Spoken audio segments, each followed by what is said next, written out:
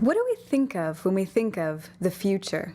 As a country, we have always embraced the future and discussed many big ideas about what the future may hold. All of us have a common interest in the future: kids. What does the future hold for them? Our current system is failing our kids and our country. We know that America is falling behind. We are not getting kids where they need to be in reading, science, and math. Education is a critical part of the solution to every problem we face. The key question is, what does the future of learning look like, and how will we create it? When we think about the future, we're usually doing one of two things: dreaming or dreading. When we dream, we start with an idea, a positive trend, and take this idea to its logical conclusion. We imagine a utopia that represents our hopes for all that's possible.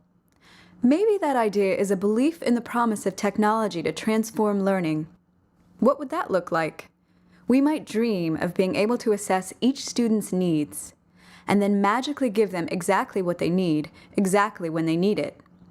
But this is impossibly perfect and simplistic, ignoring the complexities of the learning process. When we dread, we start with a fear, a downward trend, and we likewise play out this idea to its logical conclusion. We imagine a dystopia, one filled with our fears of what might happen in the future. Here, the very same issue, the use of technology in the classroom, might veer off in a completely wrong direction with dreadful outcomes. Kids trapped in a matrix of robotic instruction. Of course, this is equally simplistic and ignores technology's potential. Whether dreaming or dreading, our role in the future we imagine is usually passive, where the future is something that happens to us and to those around us.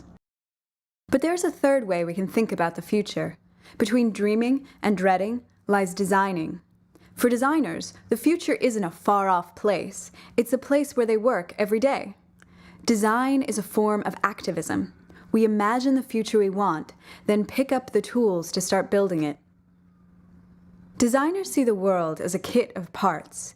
They reshape and reassemble the best pieces from what's already out there to create something new and better.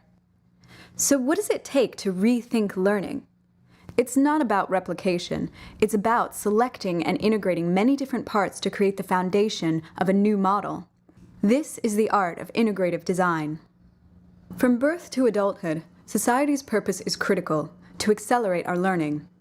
And what's most important for kids today is learning how to learn. Society must develop learners ready to tackle challenges they cannot anticipate. Education is the system we created to serve that purpose.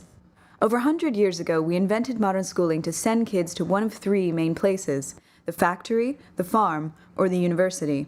We always lost some kids, but this model provided a middle-class life for most and economic growth. Over time, the economy changed. Farm jobs diminished and office jobs surged. College grads always had better access, but there was also a path straight from high school to the office. As office work changed, it got harder to get there from high school. Eventually, that path disappeared. College became the main path to opportunity. We started sending more kids to college, but we didn't change the overall system. Education broke down, trapping too many kids on paths that no longer made sense for them or for the country. As farm and factory jobs continued to decline, we started to lose even more students. The retail sector rose up to catch them, but these low-skill, low-wage jobs often failed to move kids forward in life. With the decline of good jobs, kids had nowhere to go. Retail increasingly offered the only alternative. We lost even more students to dead-end futures.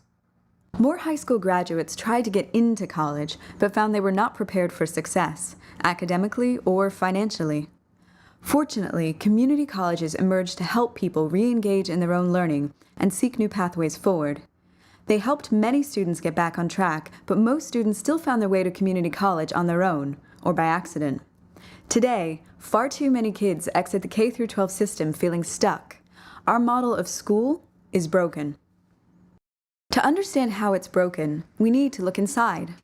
We see a system of 6 parts which create a student's experience. First, what they learn, and how we know they're learning, and also where and when learning happens and who's involved. How we configure these parts determines how kids move through the learning process.